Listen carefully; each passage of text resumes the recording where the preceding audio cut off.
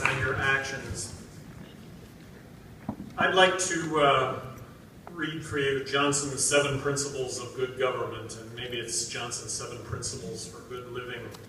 Number 1 is become reality-driven. You got to find out what's what, and you have to base your decisions and actions on that. Number 2, always be honest and tell the truth. It's extremely difficult to do any damage to somebody who's willing to tell the truth, regardless of the consequences. Number 3, always do what's right and fair.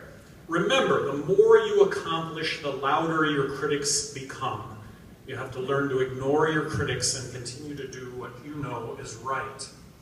Determine your goal, develop a plan to reach that goal, and then act. Don't procrastinate. Number 5, make sure everybody who ought to know what you're doing knows what you're doing. Communicate.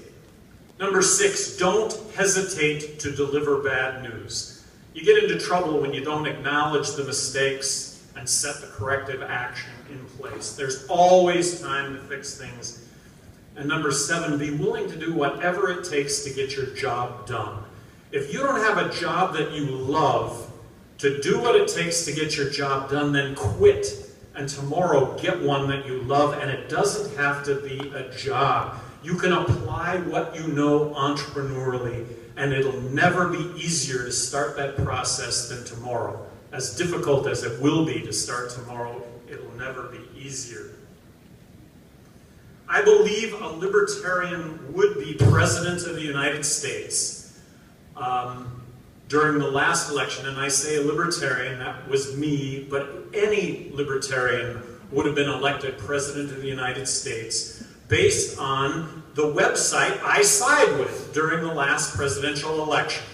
isidewith.com. 3.5 million people got online, answered 36 questions, and at the end of the 36 questions got paired up with the presidential candidate most in line with their views. That happened to be the Libertarian candidate in 2012. That happened to be me. But I recognize that it would have been any one of you given the same opportunity. Right now, the media is grasping, which is a good thing, to define libertarian. But what they're doing is they're saying libertarian / Republican / conservative / Tea Party. Give me a break. All right? That's fair because everybody has libertarian leanings. Actually, everyone's a libertarian. It's just that they don't know it. But what they left out were Democrats. And what I wanted as a takeaway this weekend is let's reach out to Democrats and make Democrats recognize that there are more Democrats that are libertarians than there are Republicans that are libertarians.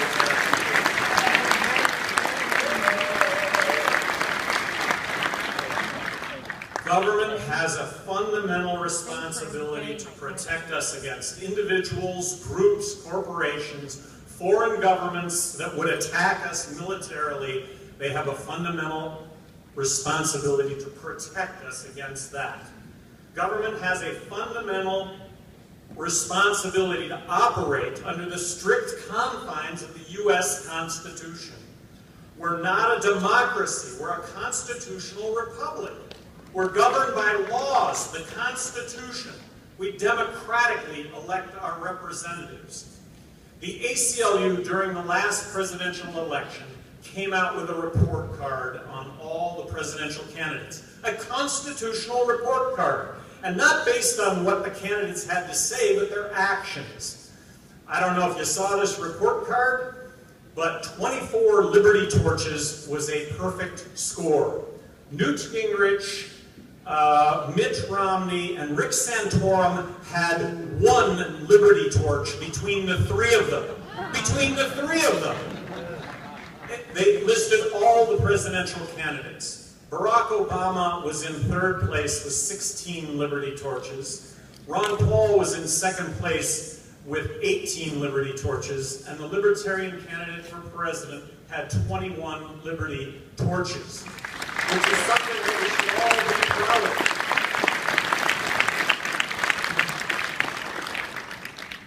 Democrats are supposed to care about civil liberties, but they've turned us into a welfare state. Republicans are supposed to make the trains run on time, but they've turned us into a police state, and they've turned us into a military aggressor because we drop bombs and we fly drones. Both parties have contributed to the fact that there are now 2.3 million people behind bars in this country. 2.3 million people behind bars. We have the highest incarceration rate of any country in the world, not just rate, but overall numbers. Communist China has 1 million fewer people behind bars than the United States, and they have 4 times the population. This is what is happening right now in this country. Let's look at the issues of the day and see how they relate to the world's smallest political quiz, written by David Nolan in 1969. How prophetic. On the first 10 questions, and you've all taken it, on the personal issues side, government should not censor speech, press, media, or internet. Agree. Military service should be voluntary. There should be no draft. Agreed. I don't think David Nolan could even comprehend how we have become so offensive in what we've done militarily. I don't think he even envisioned what we've done. We need to stop with the military interventions. Stop the police state. Stop the militarization of law enforcement in this country. Repeat the Patriot Act, abolish Homeland Security, and stop NSA's crime.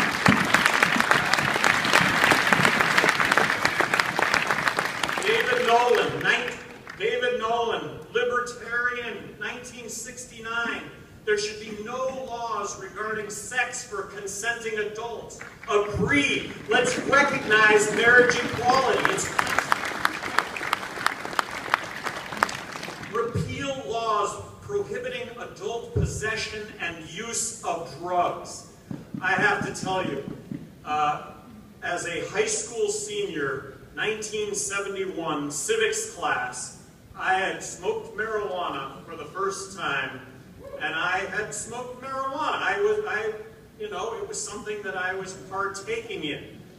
And the police detective comes to civics class, and he says, and he lights up a marijuana smell-alike deal, and he said, if you smell this, you run, because you're going to want to commit crime, you're going to want to do bad things, and we're going to lock you up and throw you in jail. Gary Johnson here. I just read where 10 million Americans smoke marijuana on a regular basis. Are you going to put 10 million people behind bars? I don't know about those 10 million, young man, but we'll get you, I guarantee you. Well, they've done a good job in trying to do that.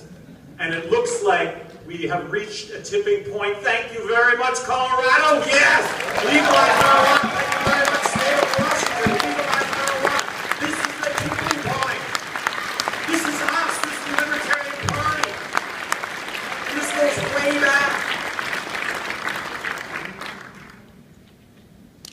David Nolan. There should be no national ID card. This was written in 1969. Well, now it's resurfaced, of course, with immigration issue. And when it comes to immigration, look, immigration is a good thing. We're a country of immigrants. Let's make it as easy as possible for somebody who wants to come into this country and work to get a work visa. Not a green card, not citizenship, but a work visa. That would entail background checks. No criminals are coming into the country and working, but let's make it easy. Immigration is a good thing. Number 6, and now we go to economic issues. David Nolan, 1969. End corporate welfare.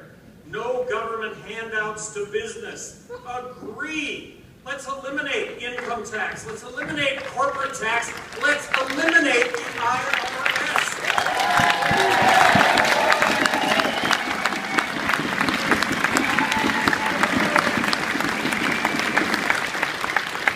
Send pink slips to about 80% of Washington lobbyists, because that's why they're there, to garner their corporate welfare, and both political parties are anxious to hand it all out.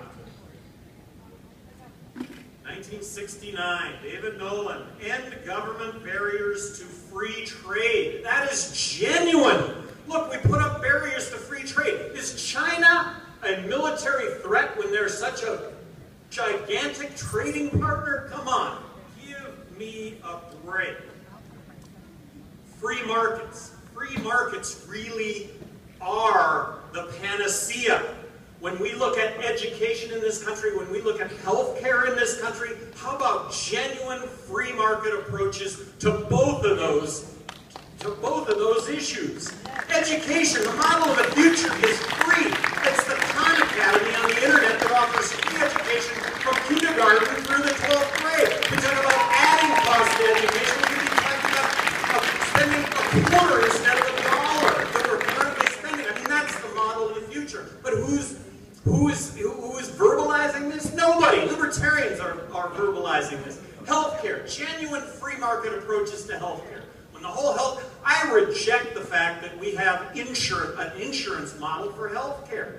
We would have insurance to cover ourselves for catastrophic injury and illness, and in a genuine free market approach to healthcare, we would pay as you go because everything would be really competitive and affordable. There would be gallbladders are us, offering gallbladder surgery for thousands of dollars as opposed to tens of thousands of dollars. Number 8, David Nolan, 1969. Let people control their own retirement. Privatize Social Security. Agreed. Replace government welfare with private charity. Agreed. And this is one of these philosophically, I totally agree, reality. I would like to tell you that I'm not speaking hypocritically here. I hate hypocrites, and it seems there are more hypocrites in politics than any other area. But when it comes to welfare reform in New Mexico, I implemented welfare reform in New Mexico. And the idea was that if you were receiving $1 in welfare benefits, how about the notion that you could go out and get a job and make $1 and the government would